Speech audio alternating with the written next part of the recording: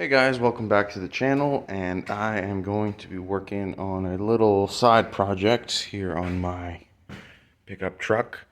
Recently I was hooning my truck, I guess I'd call it, and my radiator cracked. The camera can't pick it up, but it's like full of water down there. And I just wanted to maybe make a quick little video on my experiences taking apart one of those and upgrading to these right here. I've got some electric fans, coolant, a new radiator, and an E-fan harness. The goal is to simply put those, take off the mechanical fan that's underneath here that served its purpose well. I've never really had this thing overheat before until like one time I ran it without water. But got to get rid of this.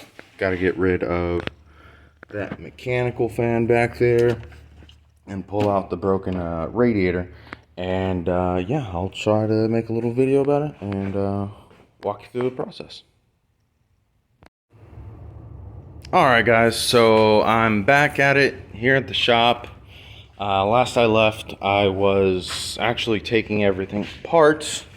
The shroud is there, the 28-inch radiator is there, the mechanical fan is there, and everything is already put back together. It got late on me last time I was working on this thing, but the electric fans are in, the relays are in, the harness is pinned in, and I just came back from getting it tuned, and I've already got everything installed. I'm about to go for the first startup. Cooler's full. The one big thing that I kind of came across that I wasn't expecting, I do have an aftermarket K&N intake on here, and since the 34-inch radiator is bigger than, of course, the 28 over there, it's pushed over slightly.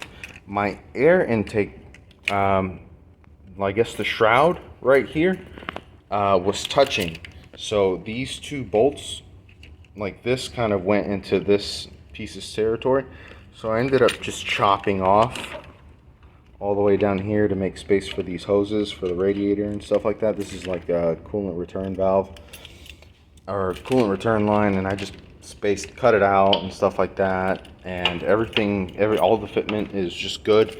These fans bolted up just nice. I did test them before I wired them into the computer. All you got to do is take those pins and make them touch the ground over there on the battery, and they'll light up.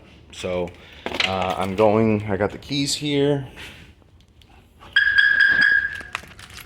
About to see if these things turn on.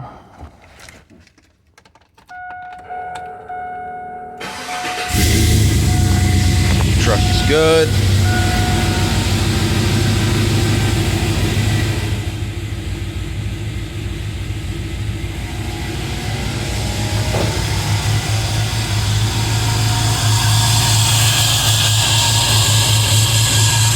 And the fans are on. And they're very, very quiet.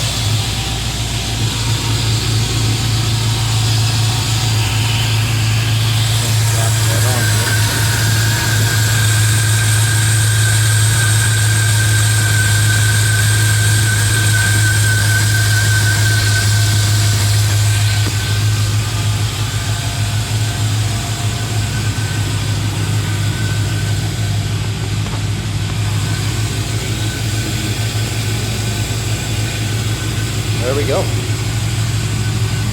Everything's working as it should.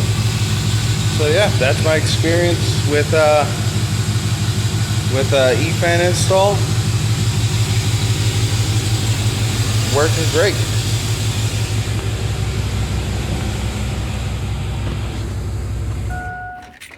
For my personal experience with this, since you're removing the battery or the computer out of the truck anyways to pin in those pins, it's easier just take the computer and find yourself a tuner that can program this in, and life is just easier. Instead of driving this thing down the street or risking overheating, I just took the computer.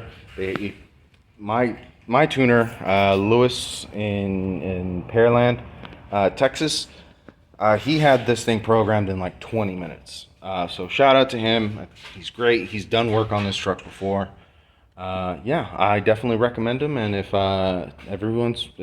anyone wants to ever do a mod like this to their GMT 800 trucks, I've heard you can do, and on the GMT 400 trucks. I haven't done enough research to say if that's true or not, but I've heard it while I was doing the research for this truck. On a scale of difficulty, I'd put this at like a 3. Like, anybody could probably do this with the correct amount of patience. And yeah, I even want to say the stock air intake box. So if you just have like a normal original box, I want to say it's a bit smaller than this, and it doesn't quite come out as far. That box might fit without having to cut like the box or anything like that.